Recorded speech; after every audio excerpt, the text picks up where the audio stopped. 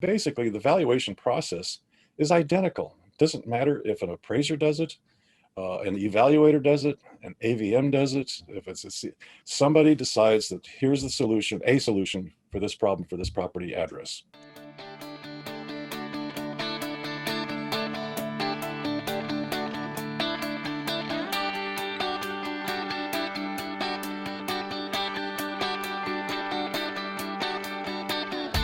Originating from deep inside the Rocky Mountains, transported through the power of the internet, and arriving inside your tiny earbuds.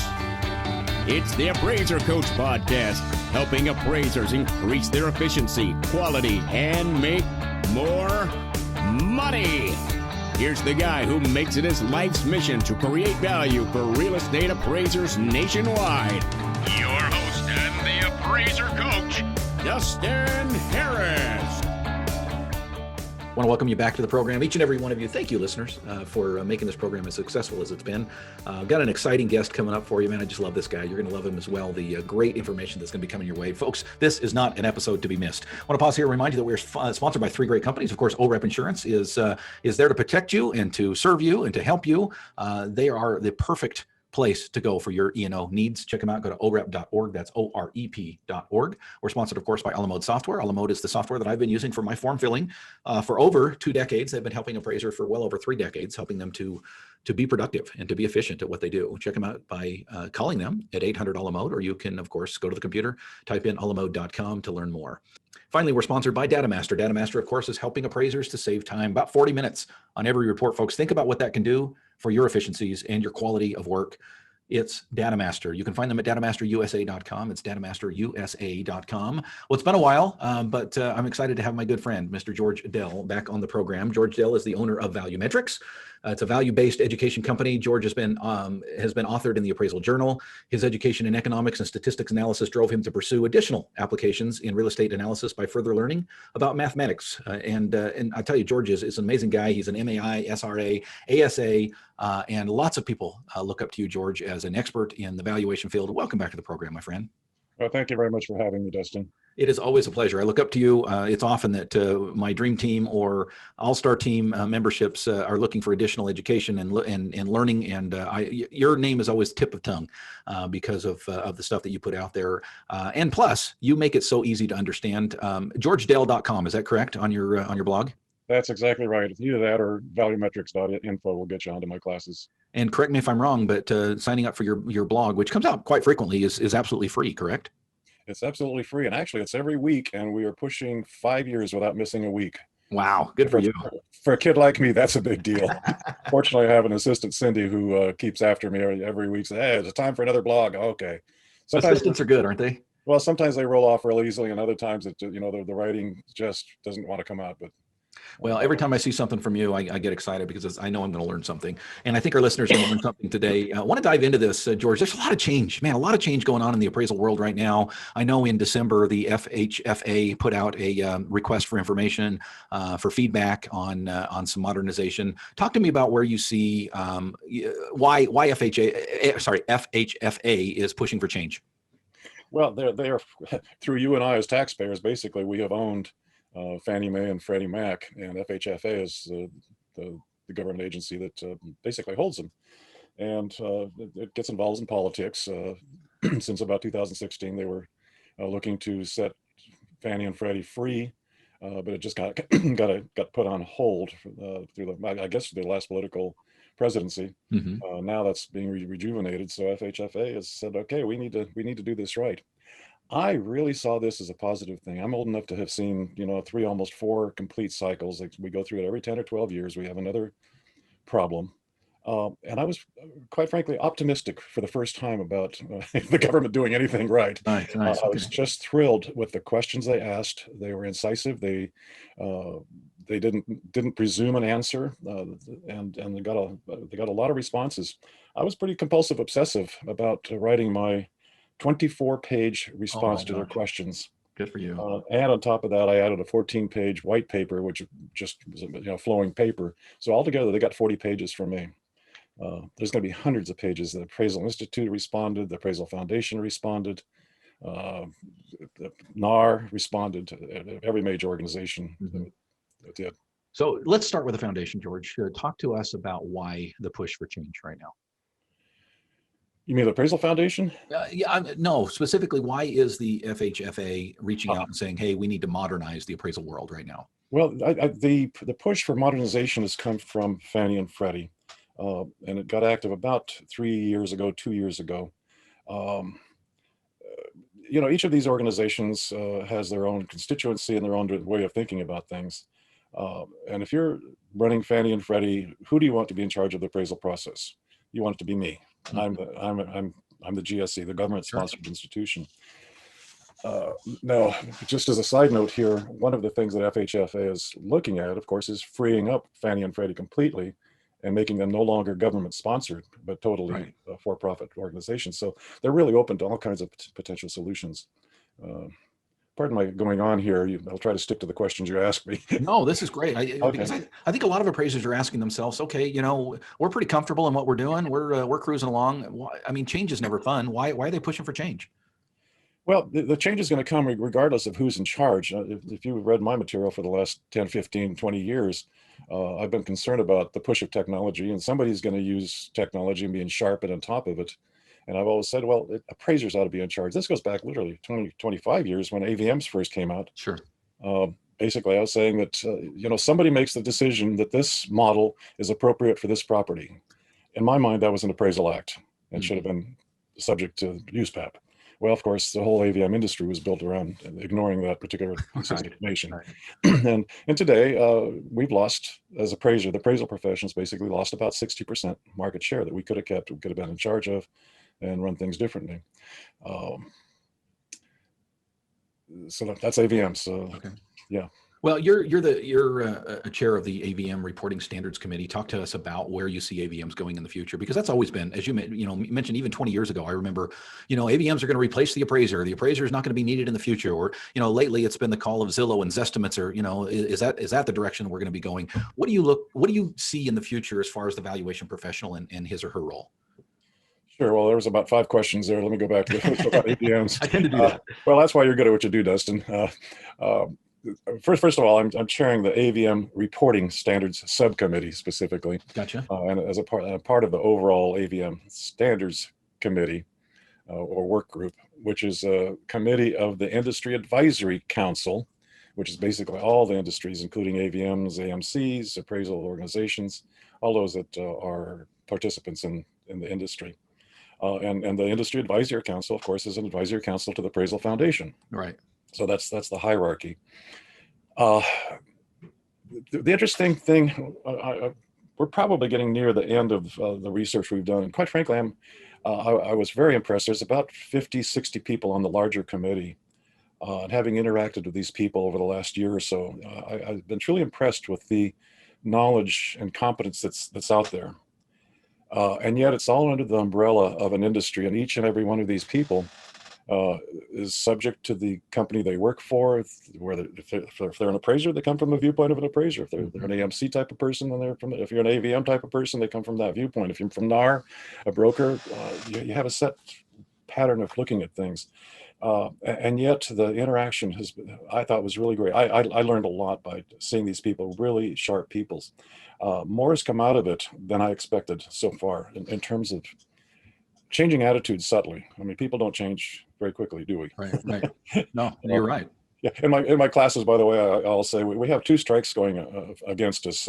Number 1, we're appraisers and we're resistant to change. Number 2, we're human beings and we're resistant to change. In that order, right? Yeah, in that order. Yeah. So let me get to the conclusion. You can ask any questions around that if you want. The strange conclusion of the overall committee, and specifically mine, is we haven't got this down in black and white yet, but this is where we're headed. Basically, the valuation process is identical. It doesn't matter if an appraiser does it, an evaluator does it, an AVM does it. If somebody decides that here's the solution, a solution for this problem for this property address. Somebody makes a decision somehow that this is the data that's relevant to this particular solution.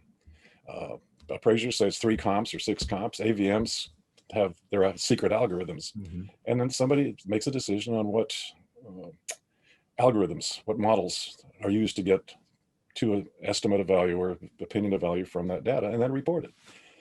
So even in an AVM, somebody makes all four of those decisions. Right. This AVM is appropriate for this property. That's one of the problems with AVMs is that they have what's called a hit rate. Right. And typically 10, 15, 20% of the time, a particular AVM will not be able to do it and basically bows out of that particular job. And for appraisers, we call it scope of work. Right. So the process is identical. So now that we've come to that conclusion, when I was first asked to be on this committee, particularly relative to AVMs, knowing that their whole business model is about keeping secret their algorithms. Right. The Sure. whole business model is all about keeping secret, because if they put it out there, the competition is going to use it if it's better. Correct. So I said, this is an impossible goal to set standards for the AVM industry. However, it's well worth pursuing. And I found that to be true. It's well worth pursuing. If nothing else we can bring to the surface, this might make appraisers happy as we bring to the surface the fact that AVMs will always be secret. And one of the things we're suggesting is transparency and reproducibility are the keys to the scientific method. And that's the only way we're going to get better valuation in this country. I'm going to put you on the spot a little bit, George. Sure. I recently interviewed Ernie Durbin, Chief Operating Officer there at Clarosity. And one of the things that he mentioned, I think his direct quote was, in the future, there's going to be less need for appraisers, but more need for better appraisers. I hope I'm not botching that, but do you agree with that? Less need for boots on the ground appraisers, more need for better, more competent appraisers. I more than agree with that, actually. I've known Ernie for many years. And by the way, he's also on the AVM, the larger AVM committee. So I see his face regularly. Yeah. Actually, along those lines, in my class, which is stats, graphs, and data science, that's the whole point of it, is that we can do better.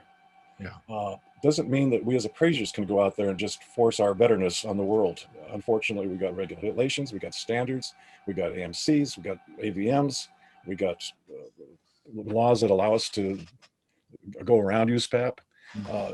It's a whole cultural, sociological, regulatory, should I use the word milieu?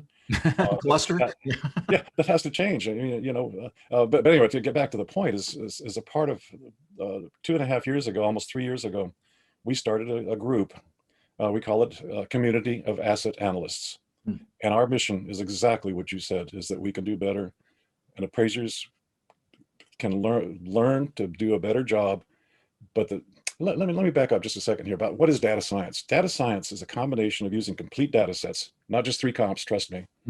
It's computer power, complete data sets, and field-related competency, the 3 C's. Computation and competency are two of those 3. And using visual, in other words, so we have to change from looking at comparing comps to measuring markets. Okay. We forget that our real job is to measure markets. And I'm really just a couple of check boxes on the 1004. That's easy. Yeah, well, yeah, exactly. Just check the box.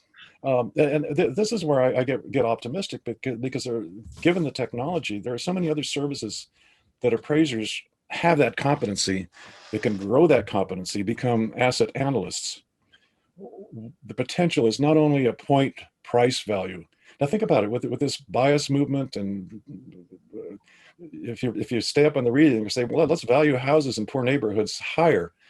What does that mean? That means we're no longer going to look at market price. We're no longer looking at the 3 rules of real estate: location, location, location, right? Yeah. So let's value them higher. Well, what does that mean? It's no longer going to be market price, because the market price. So suddenly they're looking for some other kind of value other than market price, which is what we've been stuck with. So let me just wrap this concept up. Asset analysts in the future will be able to provide a current market price. We can provide a fundamental value, which is what is the property really worth given its place to live.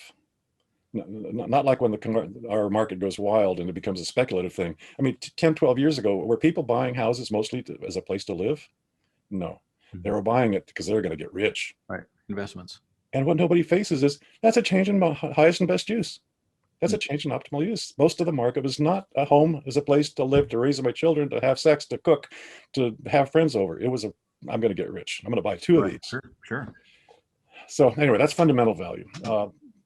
once you have a reproducible product, then it becomes possible to make it auditable rather than reviewable. The whole review process, it's also is very subjective. Boy, I can go on about that. We can do real-time revaluations. As I understand it, 10 years ago, Congress was really hoping to change the banking laws to require lenders to revalue all assets once a year. But when it came to real estate, they realized they couldn't even get one appraiser to be consistent from one year to the next. Plus, they were going to get billed the same amount or pretty close to it. And yet, once you've set up let's call it a program or an algorithm, but it's really an appraisal that can be updated, basically. You can return updated value a year later, literally in minutes, and the appraiser would be the owner of that algorithm. Yeah. Push a button. Okay, it's an updated value. That's the algorithm for that is very simple. Actually, that's the core thing that I teach in my class is price indexing. Very simple. Because, well, the house has been remodeled. Okay, well, you consider that. Well, the house burnt down. Well, you consider that.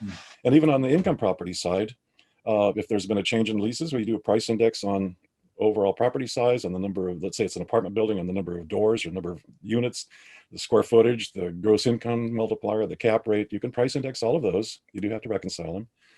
And you've got the updated value. If there's any change in leases, you consider those. If there's anything else, but you see how simple it gets, and it gets really clear cut, so that those modeling decisions become clear to a reviewer / auditor, and becomes really difficult to challenge, which is part of what makes appraisal expensive, as they say, or slow. And they say, what you want cheap, fast, or good?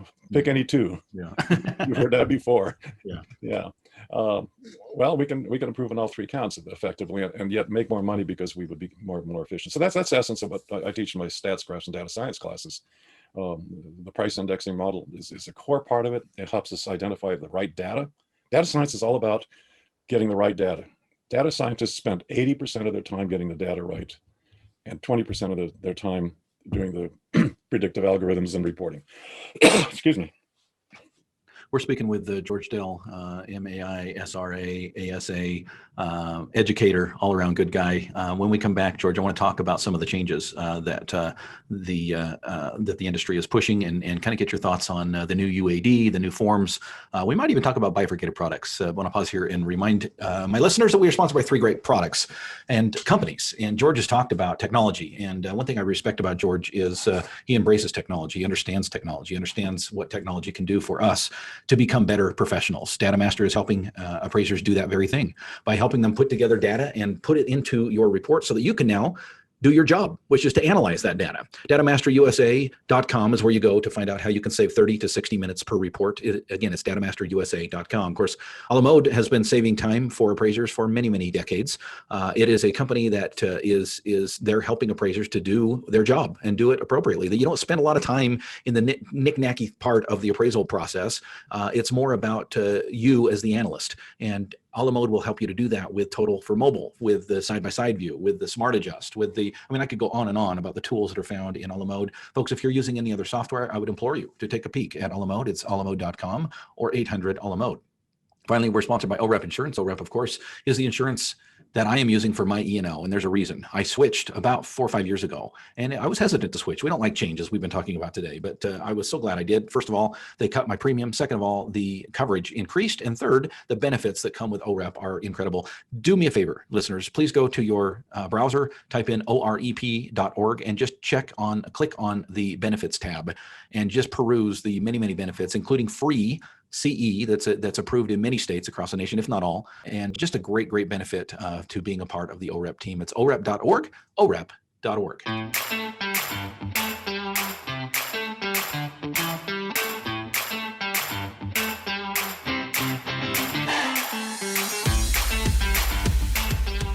want to welcome you back to the program. We are speaking with a good friend of mine and a smart dude, George Dell. George, welcome back.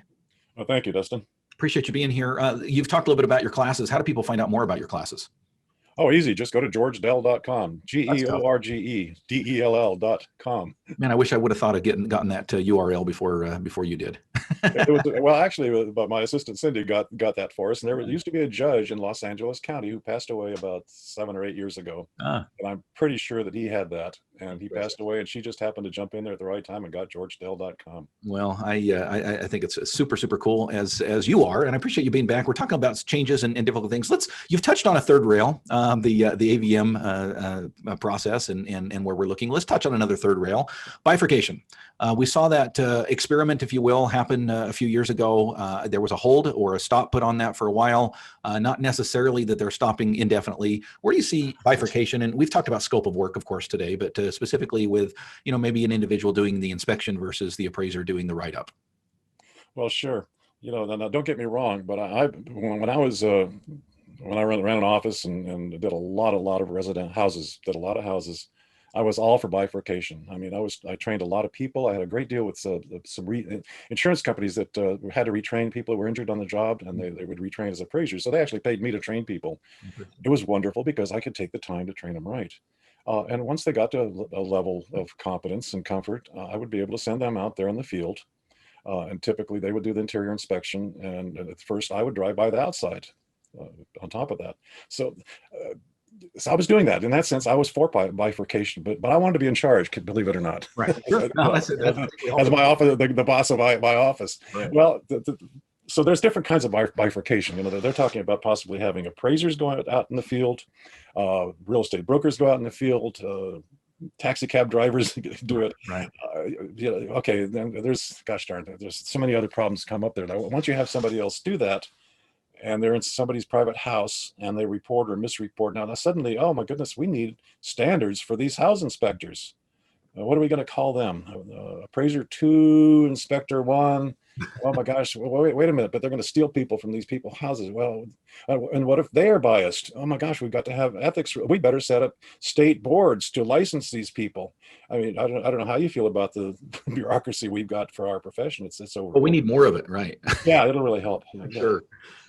So the bifurcation or the hybrid is should happen, but again, the issue goes back to who's going to be in charge. Fannie and Freddie want to be in charge of that.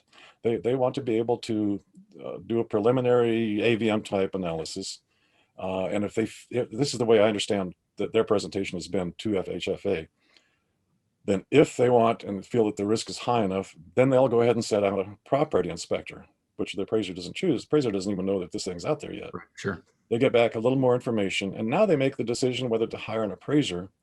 Now, the appraiser, if you read USPAP and read the certification, the 439, what is that number form, says that the appraiser takes responsibility for that. So now we got liability issues. It's a complex issue. I won't go any further in that. I don't think it's as easy as they make it out to be. But the real issue is who's going to be in charge. Right. Fannie and Freddie want to be in charge. I'm an appraiser. I want to be in charge. Mm-hmm. And it worked well for me when I did that.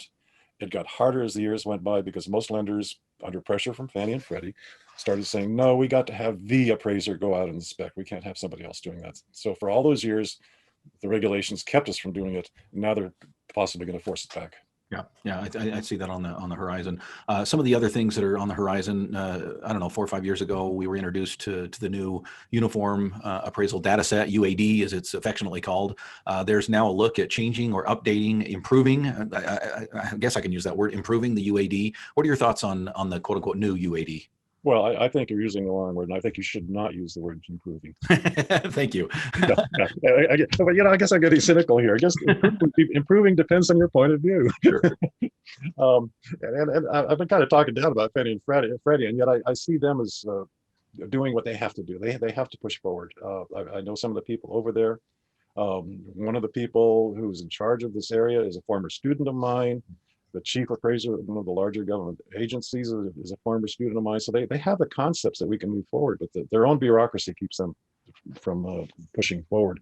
The new UAD is probably necessary. The old UAD, the current one, was a first start. Now, from what I understand, well, I mean, the background is my viewpoint on what is the pressure coming from, and the pressure is coming from the people I will call quants. the statisticians, the mathematicians. Okay. They've had the same education I've had, but that's where they stopped. And basically, it only works if you pardon my, I'm kind of cynical about it, all the players, so equal opportunity. There you go. If I could put a label on the quant thinker, they say, just give me the data and I'll figure out the algorithm that'll make it work. Okay. So, and they carry that forward to the appraiser. If we can just create a UAD where we can get all the data we want, we'll figure out the algorithm and we'll deliver those appraisals cheap, fast, and good. So appraisers will become just data collectors. And it could hit that way, unfortunately. Yeah. Let's hope not. Okay. And from what I understand, the way the UAD is going right now, and we have to get involved in the conversation about the new forms also. Yeah, I'm headed there next. They're interlaced. Let's go there now. Let's talk about, because you're right. Yeah. We can't talk about one without the other. Yeah, well, I need to talk about them together Yeah. because they're completely interrelated. The new forms will not be forms. You know, we're still stuck with this concept. It's got to be 8.5 by 14. Right. And if you flip it over on the backside, there's just room there for the subject and 3 comps. So particularly when it comes to collecting data on the subject property, what they've done is formed a committee of well-intentioned people, mostly appraisers from what I understand. As far as I know, this is a secret type of committee, or I've not heard anything about them. But I know people that are on that committee or have been on it. And basically, the interactive form will be like, it'll be one form, not a form for houses, not a form for condos, not a form for PODs, not 2 to 4. Right. It's a dashboard. Let's call it a dashboard, because that's really where I feel we should be headed anyway. Certainly the work that I do, it's all about dashboards that are adaptable to the particular user. So if the dashboard's a field inspector, it's suited to that person. If the dashboard's for the desk appraiser, it's suited for that person. If it's an underwriter, it's suited, the dashboard suits that person. If it's the risk analyst or portfolio manager at the lenders, then that dashboard answers the questions that portfolio manager needs, or the administrators, whether it's a Fannie or the regulators, they need a dashboard that answers the questions, how to do their job better. So that's really a good thing. And I think that's absolutely going to be the future, regardless of what we do. And that's dashboard thinking compared to 8.5 by 14 thinking. Yeah. So this is the first time that we're trying to push beyond the boundaries for real outside. So basically, the first question at the top is going to be, what kind of property type is there? And there'll be checkboxes: SFR, PUD, 2 to 4 units, or 2 units, 3 to 4, whatever. You click that box. Now it only goes to answer questions about a condo. Okay, is this an attached condo or a detached condo? You click on that, and it's kind of a tree situation. No, it sounds like turbo. Yeah, exactly. Are you married or are you single? Are you? So all those questions about houses or detached houses, you don't have to answer that for right. If it doesn't apply, it's not there. It doesn't show up. It's not on that dashboard. So it's interactive in that way, and that's absolutely the future. They are doing that right. But when you put the quant thinking onto that, the quant thinking says, if I can just get the data, I'll figure out the algorithm. Now, this is where what I do and what I teach and what I believe really separates. In my mind, the expertise of an appraiser is necessary all through the process, from deciding, is it really a house? I mean, in my class, I make a joke of it. When I was brand new, I was four months in the job, and the guy was training. He sent me out on this triangular lot, and I see this house, and I worked really hard. And back in those days, it took me 3, 4 hours, 5 hours to pick what I thought would be good comps. I drive out there, and sure enough, it's a house, but there's 14 parking spaces, and there's a sign on there that says palm reader. Right. Now, I had no idea, my 4 months experience, that this was a highest best use issue. Right. But I knew something was wrong. But my fee, by the way, I had a good fee structure. I got 50% right off the bat. Most people didn't get 50%. Mm-hmm. Our total fee was $65. So my fee was, my part, it was $37.50. So I wanted that damn appraisal prices haven't gone up. I wanted that thing to be a house really bad. I already had a half day's work in this thing. I wanted my $37.50. Well, I went back, and Phil, my trainer, said, no, it's not a house. It's a retail property. Mm. And I said, oh, well, how do I do that? I said, you can't. Now, this is before licensing, but we actually, competency was important. Oh, so there we are. So I lost track of where we were. No, the big question is, did you get your palm read while you were there? Yeah. The crystal ball. What's the value of this property? So the form is and will be interactive no matter what. The quant thinking is leading us to push the appraiser out of his data gathering point. Is it really a house or is it a retail property? Right. Once you get out there, sometimes the properties, the comparables, I hate to call them that because that's kind of calling comparables comps is part of what I consider the old form of thinking. You got to remember that this appraisal process that we follow today was created in the 1930s and has not changed much since then. Yeah. When I'm old enough, when I became an appraiser, finding 3 or 4 or 5 good comps was 80% of the job. Sure. And once I got that phone call from the broker, that was my best comp, I hung up the phone, I could take a deep breath, and, I'm almost done. Turned it over to the typist typed it. I looked at it one more time with the red pen, made a few changes. He or she retyped it, and the appraisal was done. Gathering the data, getting the comps. And today, we forget how dramatically the technology has changed. Oh, yeah. You push a button, in 0.2 of a second, we've got all 32 comps. Well, that's called analyzing the market, not comparing comps. Right. That's the essence of the future for appraisers and what we do in the community about asset analysts and what we teach in my classes. I don't know if that answers your question. It does, George, and I'll tell you, it's optimistic in my opinion, and I mean rightfully so. I love this idea that there might be a few appraisers out there that are challenged by this idea of change, but man, you've laid it out in such a way that I think these are good changes. I really do. I think where we're moving is more of the emphasis, if you will, on valuation professionals rather than filling out a box, choosing the comps, making quick adjustments, and bam, you're done. I think that, and I don't mean to imply, I'm trying to restate, and please correct me if I'm wrong, but what I hear George Dell saying is this is a good direction that we're going because it allows us as appraisers to show, and pardon the pun here, our true value and what we bring to the marketplace. Absolutely. Yeah, actually, that's a good point. This 4-step process of identify the problem, figure out the data, figure out the algorithms or the models, and deliver the report. The expert appraiser, let's call it appraiser, is needed each of those 4 steps. Going back to this hybrid process, everything I've read about that, it says the subject inspector, and they never once mention anything I read that the inspector also looks at comps physically. Yeah. Totally ignored. When an appraiser goes out in the field, we inspect the subject property, but we also inspect or view the comparables. In the neighborhood. It's an interactive, I mean, I don't know how you do it, but for me, it's an interactive process. Yeah. When I was doing lots of houses back in the old days, I'd pull out, 6 or, well, usually 7 or 8, 9 or 10 or 12 potential comparables. I'd get out and do the subject property. I'd throw 2 of them away. I know immediately that was not it. I go drive another 7, and I'd throw 1 more away or 2 more away, and I get it down to 3, 4, or 5. That would go in my report. So looking at comparables, looking at the market was an interactive part of that process, and also looking at the area. There's locationally you got to you look at the neighborhood, and we have so much data about neighborhoods that's not as big a deal as it used to be, but it's still a deal. In terms of location stuff, I like to look at it as area features, proximate features, and adjacent features. If you got an ugly house next door, that's a factor, and the data is not going to pick that up. Sure. Proximate features, if you got the backside of a grocery store truck dock that's 3 doors down, that's a factor, and it may or may not be picked up electronically. So the whole point of it, what I'm really trying to say, I'm trying to reassure the people, the listeners out there, appraisers like me, that we will still be needed. It's just the nature of what we do is going to be different, and we need to get good at algorithms, at picking models, at analyzing, measuring markets instead of comparing comps. The day of the appraiser saying, "Trust me, I know a good comp when I see one." That sounds like my granddaddy. Back then it was true. Today it's just not. Yeah. It's a fallacy now.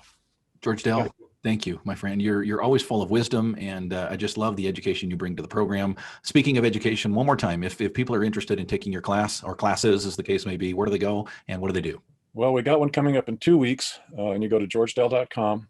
Oh, that's the good news. The bad news is it's sold out. It's okay. This won't air for a couple of weeks, so we're safe there. Well, that's right. We've sold out. I did the first online class in January, and we do have a class coming up in May 14th. It's run Friday, Saturday, 3.5 hours each, 1 week, and then a week later, another 3.5 hours on Friday and 3.5 hours on Saturday. It's worked out really well.